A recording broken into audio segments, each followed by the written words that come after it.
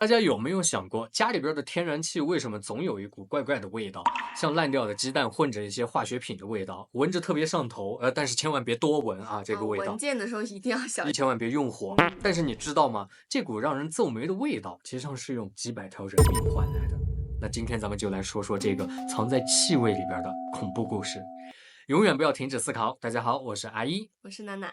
那时间拉回到1937年的美国德州，有一个叫新伦敦的小镇，镇上有一个挺有名的学校，就叫新伦敦学校。那会儿也算是当地的贵族学校了。其实上是因为美国是一个移民国家，早期的殖民者爱用老家的那个名字给新来的地方命名。那会儿呢，美国的石油业正在疯狂的扩张，油田里边天天往外冒的那种废弃的天然气，他们还没有办法把这些气收集起来用，当地人就管这个东西叫套管气。这玩意儿呢，就跟现在用的天然气是差不多的，都是以甲烷为主，但是有一个致命的区别，它完全没有味道，而且是因为废弃的，所以不要钱。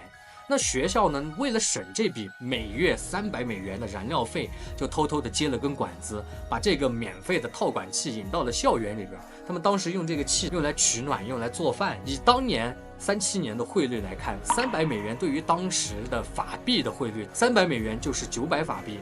那会儿一个普通工人的月薪也就是10几法币，那这$300差不多就是一家人吃10年的大米的钱了。那可以省很多。对，到现在得值个5、6万每个月。所以刚开始他为了这个事情就把这个气拿来用，省了一笔燃料费。那直到1937年的3月18号下午，那天下午3点多，600多个学生正在教室里上课，轰的一声巨响，整个教学楼像被巨人踢了一脚，钢筋水泥瞬间碎成了齑粉，屋顶直接飞出去几十米远，砸碎了远处的汽车，现场跟战场一样的呼喊声、呼救声、惨叫声混杂在一起。最后清点下来，309人逝世，其中有294个是孩子。天哪！后来调查发现，是管道的接口没有接好，无色无味的天然气漏了好几天，因为它比空气还要轻，就在天花板和墙壁之间积蓄着。越积越多。对的，浓度刚好到了一遇到火星就炸的地步。有一个老师，当时他正在修理一个东西，他打开了电动砂轮机，就这么一下电火化，整个楼就没了。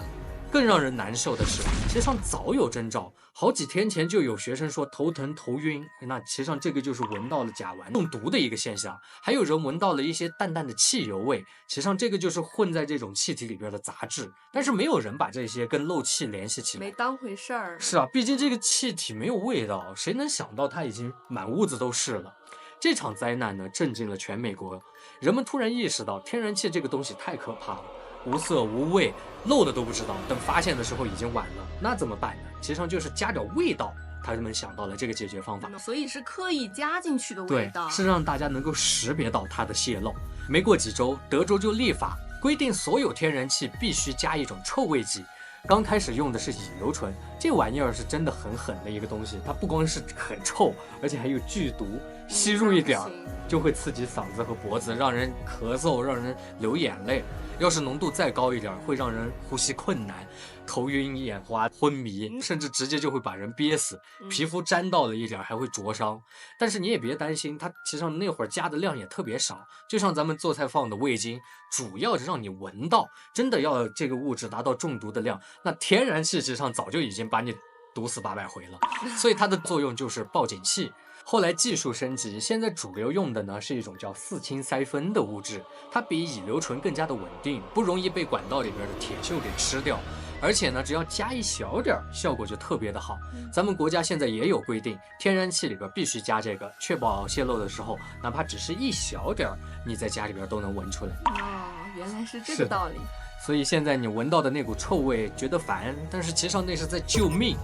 你当然在家里边闻到这股味道，你也得提高警觉。那个时候你千万不能用明火，第一时间你要做的事情是赶快去关闭阀门，这样子才是准确的预防的流程。如果发现你关不了阀门，是在其他地方漏气的，那一定要赶快的去通知相关部门。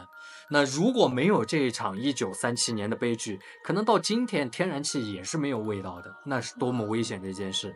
有时候我就在想，人类的很多安全知识背后都是血淋淋的教训，这一点特别在航空业当中是很有体现的。包括咱们之前聊到过的那一场空难，它后边每一次都会精准的针对某一些问题去做出改变，做出一些规定，就像生命在做优化。是的，那在地铁里边的紧急停车按钮、高铁上禁烟的规定，甚至是插座上面的保护门，那都是用前人的代价换来的。所以，当你了解到这些奇葩的规定，这些让你理解不了的事情背后，深刻的想一想，其实上它都是有原因的。那最后说一个冷知识，其实上天然气本身是一点味都没有的，纯纯的隐形杀手。那现在加的这些臭味，不仅要够臭，还得烧起来没有毒，不会腐蚀管道，甚至在零下几十度保持效果。